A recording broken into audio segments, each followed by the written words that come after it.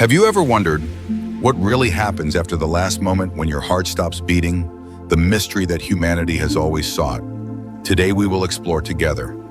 From the moment we are born, there is an undeniable truth that always accompanies us.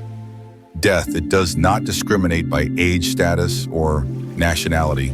It is the one thing that all of us, whether we like it or not, will experience. And although we can spend our whole lives avoiding thinking about it, the truth is silently waiting at the end of this journey. However, the most amazing thing is not death, but what happens after death is not the end of your story. On the contrary, it is just a threshold, a transition from temporary life to eternal life.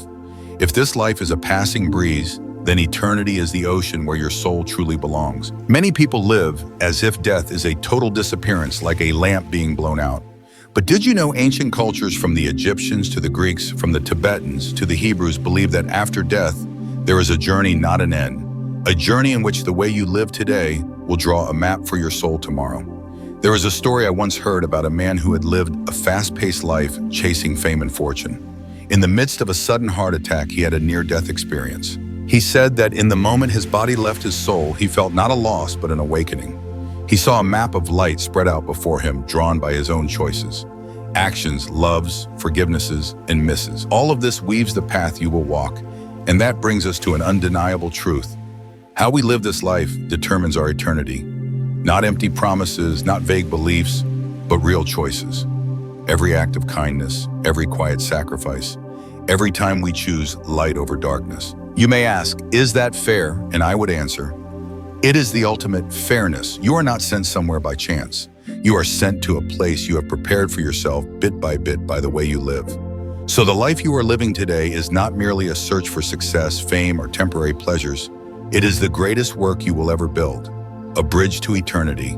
Live each day with the awareness that every action, every thought, every choice you make is weaving your eternal destiny. Don't wait until the last moment to look for the light.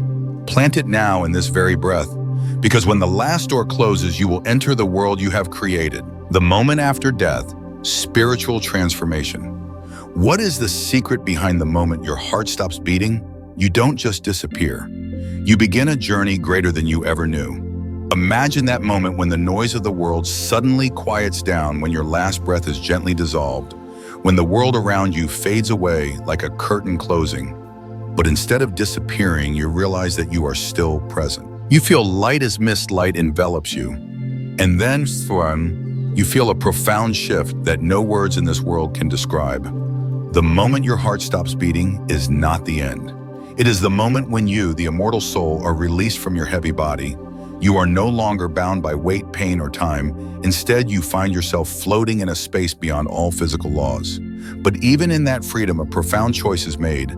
The path you take is no longer negotiable. Because the way you have lived, what you have believed, what you have loved, has drawn two paths, one leading to reunion with the light, the other to eternal separation. Think back to the times when you stood at a crossroads in your life, choosing between right and wrong, between love and selfishness, between forgiveness and resentment. Each of those seemingly small moments was silently building a bridge for your soul to cross the final separation. The Bible says it very clearly. It is appointed for men to die once, and after that comes judgment. Hebrews 9:27. There is no intermediate waiting period, no return ticket, no second chance to negotiate. The moment you leave your body, your soul immediately sets out on its predetermined course. Either you will enter the loving embrace of your Creator, or you will enter the deepest isolation a soul can experience. I once heard a woman share her near-death experience after a tragic car accident. She said that in the moment her body lay still, she felt herself slipping away from her body like a drop of water rolling off a leaf. She found herself standing at the edge of her hospital bed, looking down at her own body. But what made her cry was not fear, but a feeling of overwhelming love and light surrounding her. She knew deep down that she was being called home. She wasn't dead at the time the doctors had saved her, but the experience changed the way she lived her life. She understood that the soul never dies, and that the choices she made in this life were more important than she had ever imagined. We often think of death with fear and despair, but if you look deeper, you will see that death is really just a temporary separation from the physical world into a higher reality to which we have always belonged. Some people compare it to taking off an old torn garment and putting on a new, more beautiful one.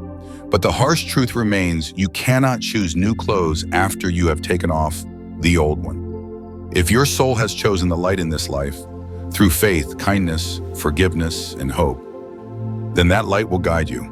But if you live in denial, hatred, and unbelief, then that same darkness will become your eternal companion. The biblical image is not meant to scare us, but to remind us of our own divine nature.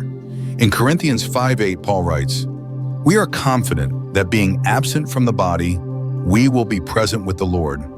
It is a sweet promise to those who live by faith, but at the same time, it is also a wake-up call to those who have forgotten that this life is not all there is. Imagine this: you are walking through a door between two worlds. On one side is the bright light of welcome, love, and peace. On the other side is a cold void where loneliness and regret echo forever. And the ticket that takes you to one of those two places has been printed with every beat of your heart in this life. Remember, when the heart stops beating, the journey has only just begun. Don't live as if you will be here forever. Live as a soul practicing for eternity. Love more, forgive faster, believe more strongly. Because when that moment comes, when your body dissolves and your soul stands at the crossroads of eternity, you will realize that every act of kindness, every heartfelt prayer, every time you chose the light over the darkness meant more than you ever imagined. The first 24 hours, awakening to destiny. Have you ever wondered, the first moment after death, what will you see? Who will you meet? What will you feel? The secret is waiting for you to discover. The moment your heart stops beating is the beginning of a surreal journey. But the first 24 hours after leaving your body are truly the pivotal period that shapes your entire eternal destiny. It is not just a fight for the soul to adjust. It is a moment for the soul to awaken for the first time completely and nakedly to a reality that you have only heard about all your life, but never truly understood. For those who have placed their faith in the light, the first 24 hours are an emotional reunion. Immediately the angels appeared, not as the vague images we usually imagine, but as living beings, radiating such deep love that just standing near them healed your soul of all the wounds of life. They did not need to say a word. Their presence was enough to reassure you that you were home. I remember a strange story of a firefighter in the southern United States. He said that in an accident, when he thought he would die, he saw a field of light. On it, bright figures came toward him, hands outstretched to welcome him, eyes full of compassion and warmth like a mother's embrace. When he woke up in the hospital, he could not describe the pure love he felt in that moment. And he knew deep down that he had just crossed the first line of death. For those souls who were not ready, who had rejected the light all their lives, who had rejected love and grace, the first 24 hours were not a sweet experience. Instead of glowing angels, they felt a cold void. There was no welcome, no comforting embrace, only a sharp awareness that something precious had been lost and would never return. The Bible does not describe the waiting in separation as physical torture, but as a deep spiritual pain. The pain of the absence of love, of being cut off from one's true roots, and absolute loneliness with no one to save. If in this life we have experienced abandonment, disappointment, loss, then imagine that feeling multiplied 1,000 times, not by punishment, but by the complete absence of love. This is the reality that lost souls face in the first 24 hours, and in that moment, all the veils of illusion are torn away. The lies you've told yourself, that there's no afterlife, that moral choices don't matter, that love is a weakness, suddenly fall apart in the face of the bright, brutal truth. A friend of mine, a former renowned doctor, but a radical atheist, recounted his near-death experience in a car accident. He described how, in that moment between life and death, he saw no light, no gentle presence. He felt only an unbearable loneliness and emptiness that seemed to last forever. And it was that shock that changed his entire way of life. When he was brought back to life, he began to search to learn and finally to believe in the very thing he once scoffed at. The first 24 hours, however fleeting, leave an indelible mark on his soul. You see, we cannot wait until then to start thinking seriously about our souls. Because when the first 24 hours come, the soul no longer has the opportunity to choose. Every choice is made while you are alive. Every prayer, every act of love, every forgiveness or rejection is woven into the cloak you wear on your journey after death. The beautiful thing is, for believers, the first 24 hours are a festival of the soul. No more tears, no more pain, no more separation. You float in sweet light among pure beings, listening to the welcoming song of heaven. You are no longer existing. You are truly alive. The terrible thing is for those who reject the light, the first 24 hours are the introduction to an endless pain and indescribable isolation. There is no do-over. There is no one else to blame. There is no return ticket. You are writing the first chapter of those 24 hours right now, every moment of your life. Every act of love, every forgiveness, every step of faith. You are weaving the path your soul will take when the light calls. Live each day as if it were preparation for that great festival. Because when those first 24 hours come, there will be no more preparation. You will only be able to walk the path you have created. Day 2-3, waiting and rest. Have you ever wondered, what does your soul do in the first days after leaving this world? The secret of this waiting time will change your perspective on life today. After the first moment of taking its last breath, the soul begins to enter a special stage, the waiting time. There is no more material restraint, no more noise from the world, only the soul facing its own inner self. On the second and third days, this waiting is unlike any other time known to man, because it is a waiting outside the flow of physical time. It is the time when the soul rests or is tormented, depending on the choices it has made while alive. For believers, those who have entered death with faith in the light, the second day opens like a new dawn. In the wonderful silence of the divine, they feel a gentle comfort, like the embrace of the Creator. There is no more concept of what to do, no more pressure of the world. There is only a pure peace that permeates every fiber of the soul. I remember a story from an old pastor who suffered a stroke and was in a coma for 3 days.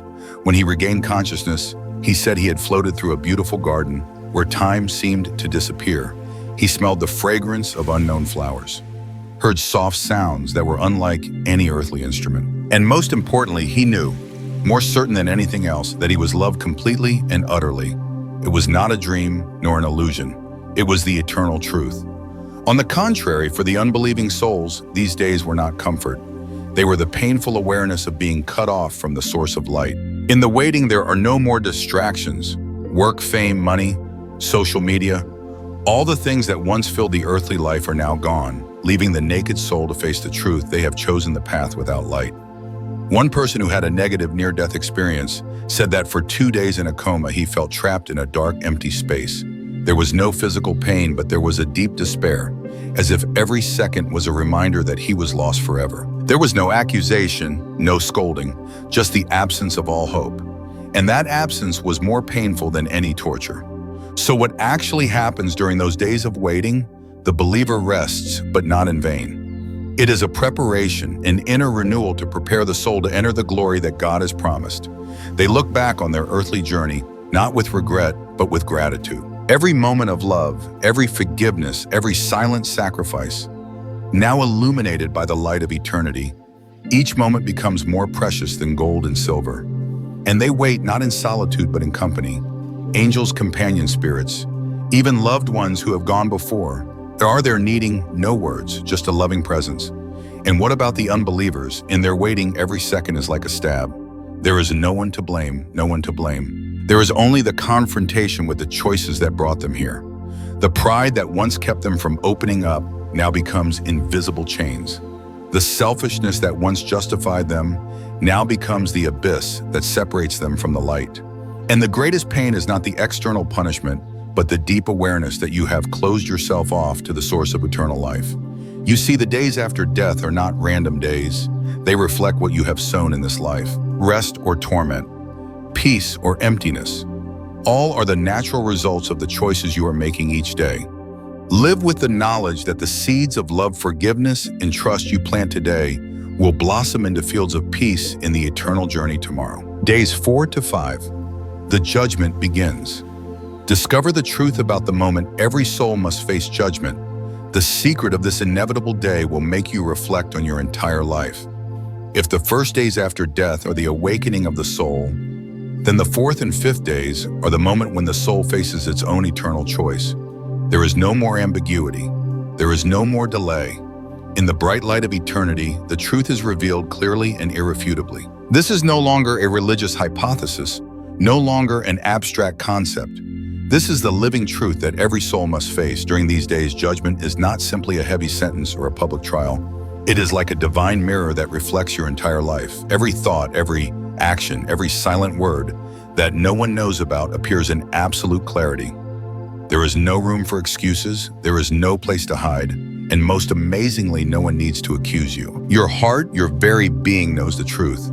For souls who trust in the light, judgment is a moment of liberation. They see clearly all the failures, the stumbles, the weaknesses, but all are covered with love and grace. Like an artist finishing his last painting, he looks back on his life, not with eyes of self-condemnation, but with deep gratitude that he has been redeemed, that despite his imperfections, he has chosen to love, to forgive, to trust. It is not perfection in action, but honesty in heart.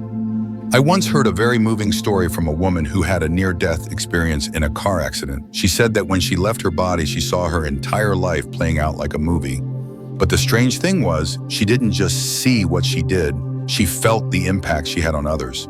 Every loving word, every kind gesture, no matter how small, shone like a star. Conversely, every hurtful word, every selfish act appeared like a wound on the soul of another. And she realized nothing in the world is meaningless.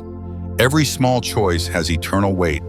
On the contrary, for souls who have rejected the light, judgment needs no rebuke. The emptiness in their hearts speaks for itself. The absence of love, of faith, of gratitude is the heaviest sentence. It is no longer possible to deceive oneself. It is no longer possible to blame circumstances. The truth is so bright that there are only two possibilities. Either you feel enveloped in that light, or you feel burned by that light because you have rejected it. This judgment is not based on achievements or popularity.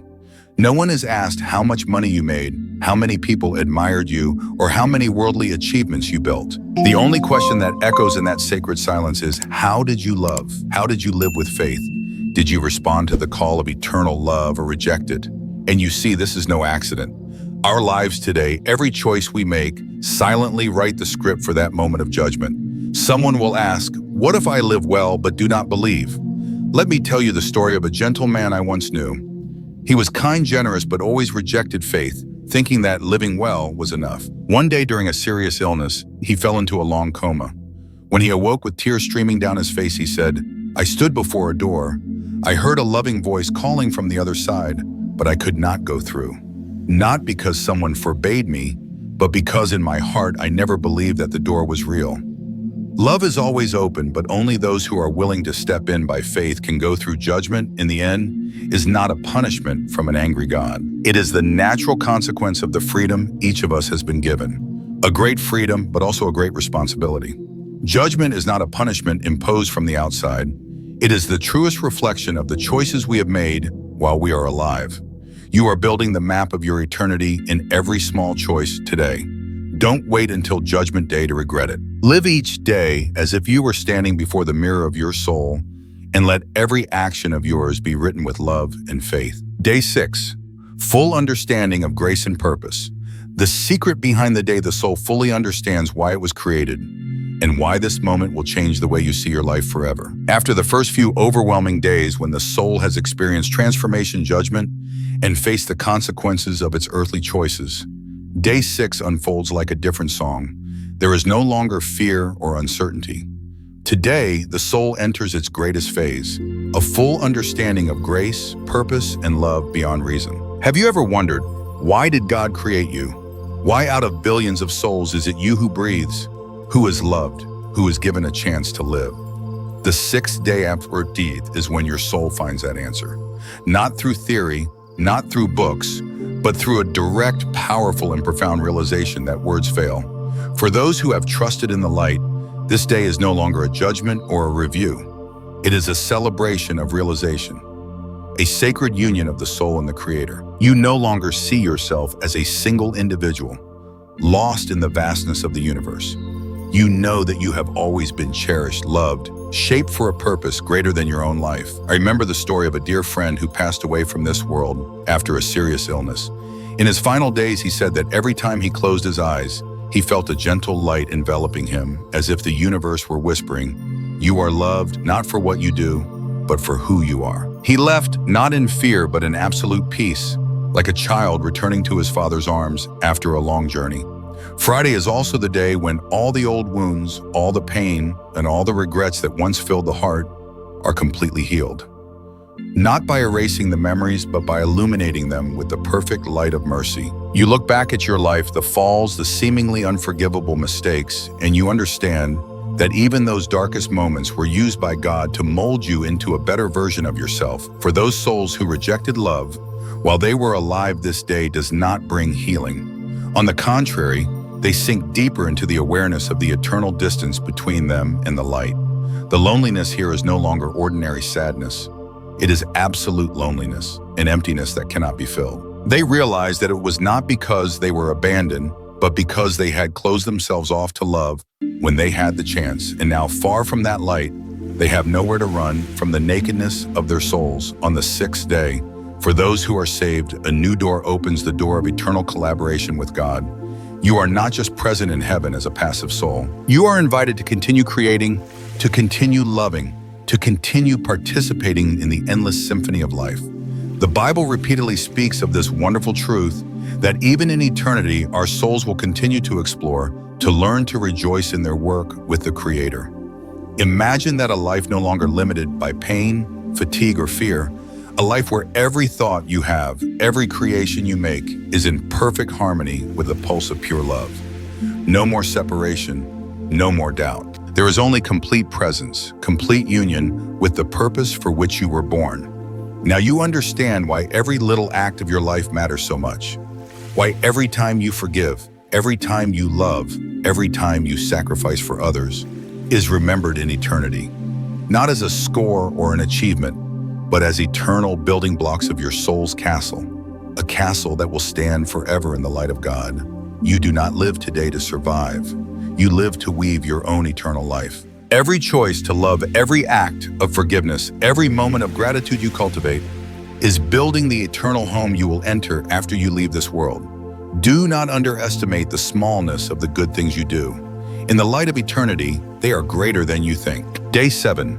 The eternal determination, the secret no one tells you about. Day 7 after death. The day the soul enters eternity from which there is no return. After 6 days of the deepest layers of soul transformation, from initial conversion to awakening, to consequences, to righteous judgment, to the full understanding of grace, the 7th day does not come with hesitation. It does not ask permission. It does not ask if you are ready. It simply happens, like an endless dawn over the entire destiny of your soul. Today, your soul is no longer in a temporary state. The choices you made in life, the seeds you planted in faith, love, or indifference and denial, all have grown into an irreversible field. You stand before the gates of eternity, and when they open, you enter to live forever in one of two unchangeable realities. For those who have chosen God, who have trusted in His love and grace, the 7th day is the inauguration of a joy beyond words. You don't just enter heaven, you enter the very glorious presence of the one who created you. There is no distance between you and love. There is no fear lurking in the recesses of your soul. You are one with the light. There is a story in the Bible about the faithful servant who, after completing his earthly duties, heard the Lord say, "Well done, good and faithful servant, enter into the joy of your Lord." Can you imagine that, being welcomed by your Creator, not with judgment, but with a warm smile and open arms? In that moment, you understand that every sacrifice, every wound, every tear shed in your short life, all have eternal value. But for those who have rejected love, Saturday does not bring liberation. It brings a cold and irreversible reality, a permanent separation from all that is good, true, and holy. They do not simply enter darkness. They enter a realm where the light can no longer reach. There, the absence of love is not just sadness. It is a torment that will never end. I once heard a haunting story about a dying man who had rejected every call to faith all his life. In his final hours, when all physical efforts had failed, his eyes were filled with panic. Not because of physical pain, but because he saw something beyond this world. A waiting emptiness, a separation that he knew could not be reversed. And then he died with irreparable regret. The 7th day also marked a harsh truth. From now on, there is no hope of change, no chance of turning back, no more chances to do it again. The decisions you made while you were alive have now blossomed into the eternal destiny you will live with. Not for 10 years, not for 100 years, but forever. But make no mistake, the 7th day for the believer is not just a passive reward. It is the beginning of a new life filled with purpose. You will continue to create, to love, to participate in the great works God has prepared for you in eternity. Heaven is not a boring place with endless hymns. That is true life, a never-ending river of joy, learning, creativity, and discovery in the infinite embrace of love. There is a promise in Revelation, and they shall see his face, and his name shall be on their foreheads. Imagine looking into the eyes of the Creator, and in those eyes you see your entire life reflected, enveloped in grace, held in unshakable love. And you who are listening, who are pondering, what are you preparing for your seventh day? This life is brief, like a breath that vanishes into the air, but the choices you make today will echo in eternity.